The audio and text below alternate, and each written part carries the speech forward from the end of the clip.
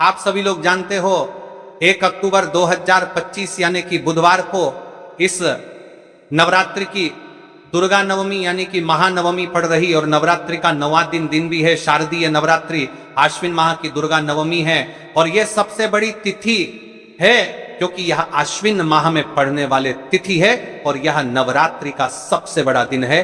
कान खोलकर सुन लो मेरी जीजी और मेरे जीजाओ, जीवन में कितनी भी समस्या चल रही हो, दुर्गा नवमी के दिन कर लेना ये छोटा सा उपाय, हर मनोकामना पूर्ण होगी। देखिए इस तिथि का सबसे बड़ा और विशेष महत्व होता है और इस दिन माता रानी का 9वां दिन भी है। माता रानी आखिरी दिन आपके जीवन में जो भी समस्या चल रही है, महाराज मात्र तुलसी की लकड़ी का दीपक, एक चुटकी हल्दी, नवरात्रि के इस 9वां दिन बुधवार इस उपाय को अवश्य करना चाहिए। देखिए यह आश्विन माह की दुर्गा नवमी है और इस नवरात्रि का 9वां दिन है। आप सभी को पता है यह साल में केवल एक बार ही आती है। इस दिन केवल यदि इस एकमात्र उपाय को कर लेते हैं तो महाराज जो भी हमारे जीवन में जो समस्या चल रही है, धन संपदा में कमी, कार्य में वृद्धि न होना, घर में दुख कष्ट, सारी समस्या समाप्त होती है क्योंकि यह उपाय एकमात्र आश्विन मास की दुर्गा नवमी और विशेषकर नवरात्रि में किया जाता है। पूरा साल निकल गया हो, आपने इस उपाय को आज तक किया ही ना हो, तो महाराज विशेषकर मेरी माता बहन नवरात्रि के इस 9वां दिन आश्विन माह की दुर्गा नवमी यानी बुधवार के दिन उपाय को अवश्य कर ले। देखिए आप सभी जानते हो कि बुधवार यदि कोई उपाय है तो वह तुलसी की लकड़ी का दीपक, एक चुटकी हल्दी वाला उपाय है। सबसे बड़ा दिन किस समय करना है यह बात हम आगे करेंगे। तो देखिए ये 1 अक्टूबर बुधवार आश्विन माह की दुर्गा नवमी और नवरात्रि का समय आपको इस उपाय को करना है।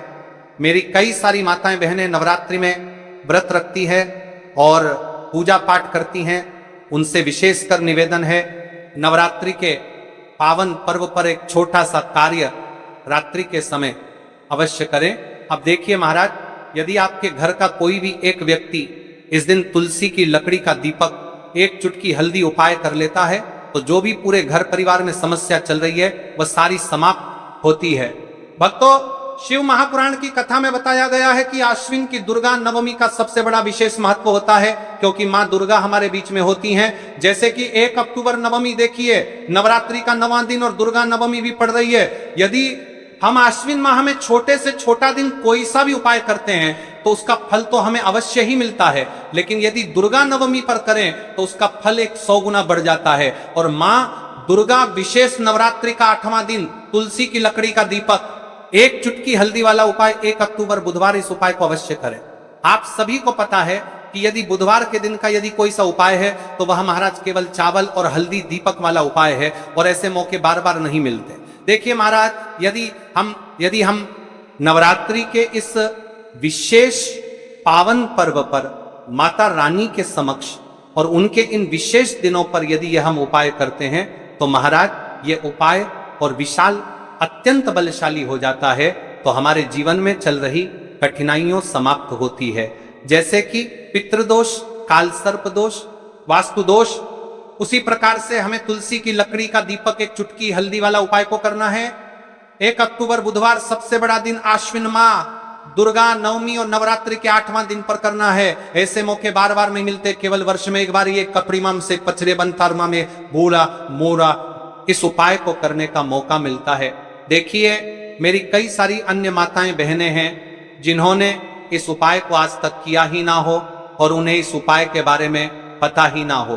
तो देखिए आज की इस कथा से हम आपको जो उपाय बता रहे हैं उस उपाय को आपको नवरात्रि के इस 9वां दिन दुर्गा नवमी वाले दिन आपको इस उपाय को अवश्य करना है क्योंकि यह उपाय केवल विशेष तिथि पर और विशेष पावन पर्व पर ही किए जाते हैं।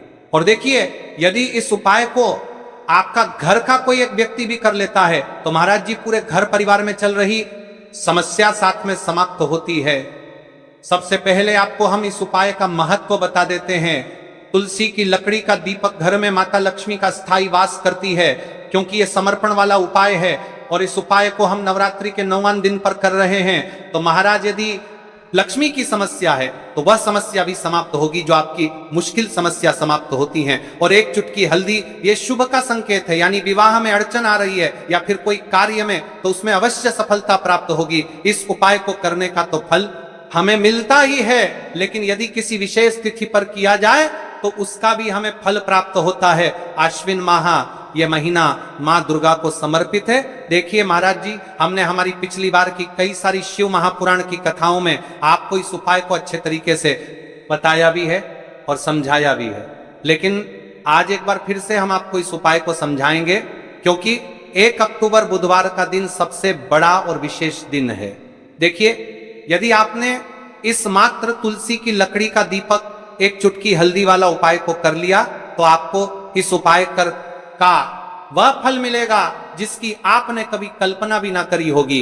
देखिए महाराज जी, जो मनोकामना बड़े बड़े पूजा पाठ से पूर्ण नहीं होती, वह केवल इस आश्विन माह की दुर्गा नवमी के दिन, मां दुर्गा का 9वां दिन, तुलसी की लकड़ी का दीपक एक चुटकी हल्दी, मां दुर्गा का 9वां दिन वाला उपाय को करने से पूर्ण हो जाती है। देखिए, मेरी कई सारी माताएं बहनें हैं जिन्हें पता भी नहीं है कि उनके जीवन में जो समस्या चल रही है उसका कारण क्या है, यानी कि मुख्य कारण क्या है, तरफ चलते किस वजह से यह समस्या है। मतलब भाई जीवन में जो अटकने आती हैं, जिनका कारण अक्सर हमें पता ही नहीं चलता। देखिए महाराज, आपके जीवन में जो भी समस्या चल रही है वह काल सर्प दोष, वास्तु दोष या फिर कोई अन्य समस्या, आपके घर में माता लक्ष्मी का स्थायी वास ना होना, बार बार लड़ाई झगड़ा या फिर विवाद होना, यह सबसे बड़ी समस्या है। तो महाराज, यदि हम माता रानी के इस पावन पर्व पर इस अश्विन माह में दुर्गा नवमी तिथि के दिन इस उपाय को करते हैं तो जो भी समस्या चल रही है वह सारी समस्या समाप्त होती है। इस उपाय को आपको किस प्रकार करना है, सामग्री कहां से लेनी है, किस समय करना है, कैसे करना है, ठीक है, तो आपको इस कथा के अंतिम तक बने रहना है।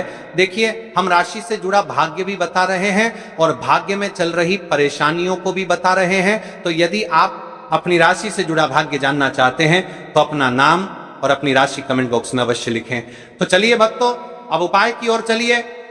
महाराज जी, अब चलते हैं उस विशेष उपाय की तरफ जो आपको कल इस विशेष तिथि पर करना है। और इस विशेष पावन पर्व पर हम जिस उपाय की चर्चा करने जा रहे हैं वह अत्यंत ही दुर्लभ और शक्तिशाली है। यह उपाय न केवल भक्त की मनोकामनाओं को पूर्ण करता है बल्कि उसके जीवन के समस्त कष्टों का निवारण भी करता है।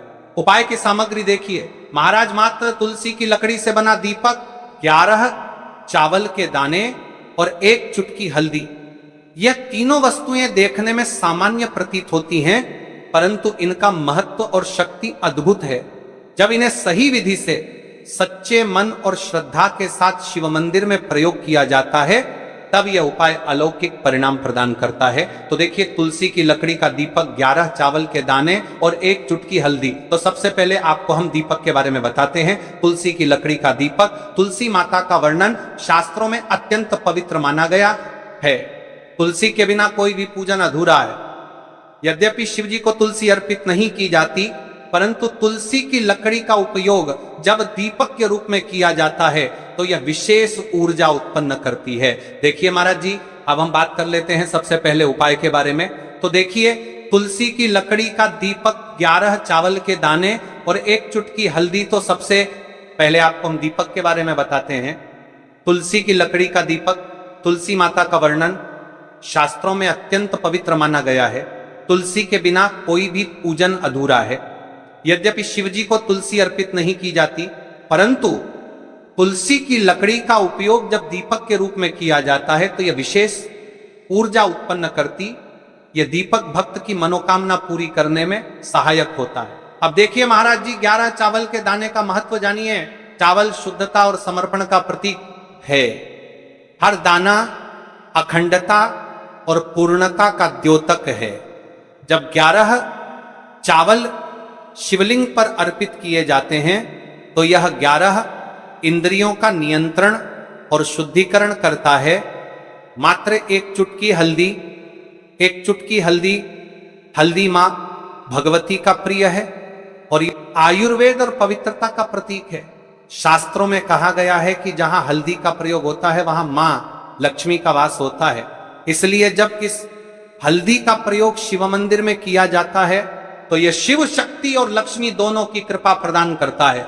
कई सारे लोग प्रश्न करेंगे कि महाराज जी ना ही शिव जी को तुलसी समर्पित कर सकते हैं और ना ही इस उपाय को किया जाता है। तो देखिए, इस उपाय को आपको शिव मंदिर की चौखट पर करना है। ये जो दीपक हम प्रज्वलित करेंगे ये शिव मंदिर की चौखट पर करेंगे। तुलसी का संबंध आध्यात्मिक शांति, मानसिक स्थिरता और रोग नाश से है। जब तुलसी की लकड़ी का दीपक जलता है तो घर या मंदिर के आसपास की नकारात्मकता तुरंत दूर हो जाती है। तो देखिए महाराज जी, आपको इस तुलसी की लकड़ी के दीपक के बारे में हम आपको सबसे पहले बताते हैं। हालांकि आपके तीनों उपाय को साथ में ही करना है, लेकिन सबसे पहले और प्रथम तुलसी की लकड़ी का दीपक को देखिए। तुलसी की लकड़ी प्राप्त करना, यदि घर में तुलसी का पौधा है तो उसकी जड़ के पास की नरम लकड़ी लेनी है। यदि घर में तुलसी का पौधा नहीं है तो बाजार से भी तुलसी की लकड़ी खरीदी जा सकती है। कई सारे घरों में तुलसी का वृक्ष नहीं होता है तो आप यह भी कर सकते हैं। ध्यान रहे, यदि आप किसी और के घर से ले रहे हैं तो उसे दक्षिणा अवश्य दें। बिना दक्षिणा के तुलसी लेना अशुभ माना जाता है। लकड़ी को तैयार करना, तुलसी की लकड़ी को छोटे टुकड़े में काटकर उसकी बत्ती बनानी है। उस बत्ती पर कपास रुई लपेटना है ताकि वह दीपक में ठीक से जल सके। अब यहां पर महाराज जी कई सारे लोग प्रश्न करते हैं कि दीपक हमें आटे का लेना है या फिर हमें दीपक मिट्टी का लेना है। तो देखिए, आपको मिट्टी का दीपक का प्रयोग करना है क्योंकि हम तुलसी के लकड़ी के दीपक वाला उपाय कर रहे हैं। ठीक है, दीपक केवल मिट्टी का होना चाहिए। पीतल, कांच से या किसी और धातु का दीपक इस उपाय में उपयोग नहीं करना। मिट्टी का दीपक धरती तत्व का प्रतिनिधित्व करता है और यह शिव पूजन में सबसे उत्तम माना जाता है। अब देखिए महाराज जी, हमें तेल का किस प्रकार प्रयोग करना है। तो देखिए, तेल का प्रयोग इस दीपक में तिल का तेल या घी का प्रयोग करें। तिल का तेल पापों का नाश करता है और घी समृद्धि व शांति का वास कराता है। अब कई सारे लोग प्रश्न करते हैं कि महाराज जी, आपने हमें यह तो बताया ही नहीं कि कितने दीपक का उपाय करना है, आखिर दीपक कितने बने हैं। तो देखिए, कितने दीपक जलाने चाहिए। यदि समस्या बहुत बड़ी है, जीवन में गहरा संकट है, तो 5 दीपक जलाने चाहिए। यदि सामान्य कामना है तो 1 दीपक भी पर्याप्त है। हर दीपक जलाते समय यह भावना रखें कि हे भोलेनाथ, यह दीपक मेरी अंधकारमय जीवन राह को प्रकाशमय करे। जेके महाराज जी, तुलसी के लकड़ी के दीपक वाला उपाय है, यह कोई साधारण उपाय नहीं है। तो आपको क्या क्या सावधानी बरतनी है। दीपक को शिवलिंग पर प्रत्यक्ष रूप से न रखें, इसे मंदिर की चौखट पर या बनाए गए स्वस्तिक पर रखें। दीपक जलाते समय मन में शुद्ध भाव होना चाहिए। दीपक बुझने के बाद उसकी राख को पवित्र स्थान पर ही विसर्जित करें। महाराज जी, जैसे ही तुलसी की लकड़ी का दीपक जलता है वैसे ही साधक को एक अलग ही शांति का अनुभव होता है। मन का तनाव समाप्त होता है। आंखें बंद करके जब दीपक की लौ के सामने बैठते हैं तो लगता है कि यह लौ सीधे आत्मा से संवाद कर रही है। लौ मानो भगवान शिव के आशीर्वाद का प्रतीक बन जाती है। अब देखिए महाराज जी, हम बात कर लेते हैं 11 चावल के दाने वाले उपाय के बारे में। ठीक है, 11 चावल का धार्मिक महत्व। महाराज जी, चावल अन्न केवल भोजन का साधन नहीं है, बल्कि इसे पूर्णता, शुद्धता और अखंडता का प्रतीक माना गया है। वेदों और पुराणों में अन्न को अन्न देवता कहा गया है। अन्नम ब्रह्मेति व्यजानात, यह उपनिषद का कथन है। अर्थात अन्न स्वयं ब्रह्म है। इसलिए जब भक्त शिव जी को चावल अर्पित करता है, वह केवल एक दाना नहीं चढ़ाता, बल्कि अपनी आत्मा और जीवन का समर्पण करता है। अब सबसे महत्वपूर्ण प्रश्न उठता है कि एक चावल ही क्यों शास्त्रों में कहा गया है कि मनुष्य के शरीर में 11 इंद्रियां होती हैं। जब भक्त 111 चावल के दाने शिव जी को अर्पित करता है तो वह अपनी 11 इंद्रियों को भगवान को समर्पित करता है। यह समर्पण साधक के भीतर शुद्धि और संयम लाता है।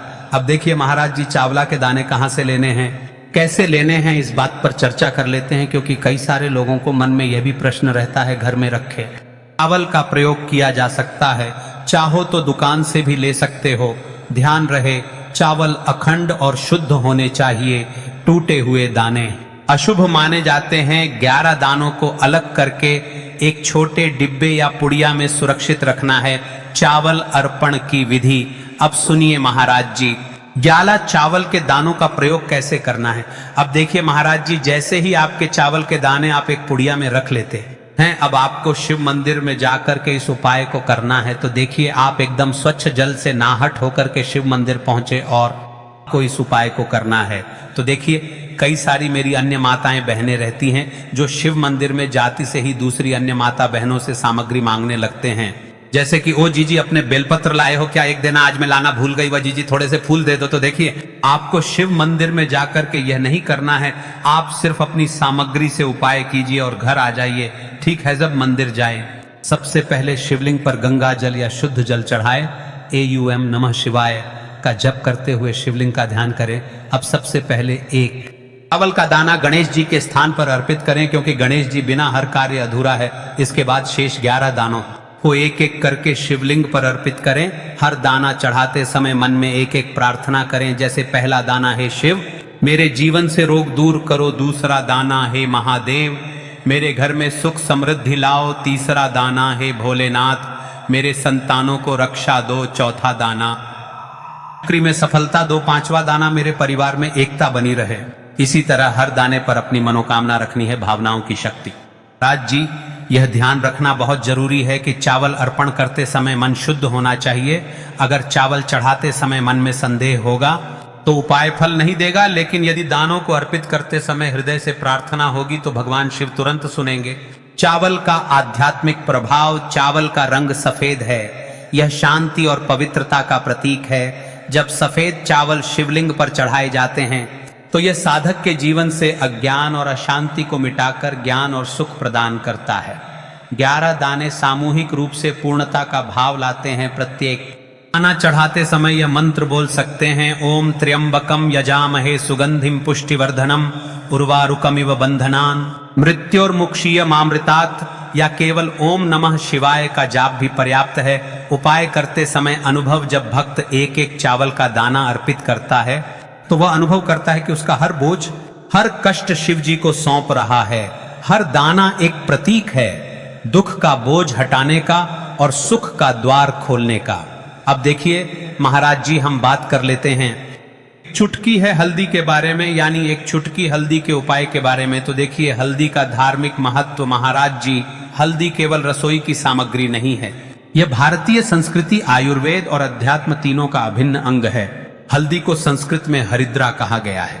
हरिद्रा शब्द का अर्थ है जो हर ले, रोग और अशुभता को दूर कर दे। शास्त्रों और पुराणों में हल्दी को मां लक्ष्मी का स्वरूप माना गया है। जहां हल्दी होती है वहां समृद्धि, सौभाग्य और सकारात्मक ऊर्जा का वास होता है। शादी ब्याह जैसे मंगल कार्यों में हल्दी का प्रयोग इसी कारण होता है। हल्दी को सर्वरोगनाशिनी कहा जाता है। यह शरीर की प्रतिरोधक क्षमता बढ़ाती है, मन को शुद्ध और शांत करती है और रोग शोक को दूर करती है। आध्यात्मिक दृष्टि से हल्दी साधक के आभा मंडल को स्वर्णिम प्रकाश से भर देती है। और जब कोई व्यक्ति इस हल्दी वाले उपाय को करता है तो उसके जीवन से परेशानियां भी समाप्त होती है और मनोकामना भी पूर्ण होती है। जो मनोकामना बड़े बड़े पूजा पाठ अनुष्ठान से पूर्ण नहीं होती, वह मंत्र इन उपायों से पूर्ण हो जाती है। तो आपको 1 अक्टूबर दुर्गा नवमी तिथि के दिन इस उपाय को अवश्य करना है, क्योंकि माता रानी का आखिरी दिन है और फिर बाद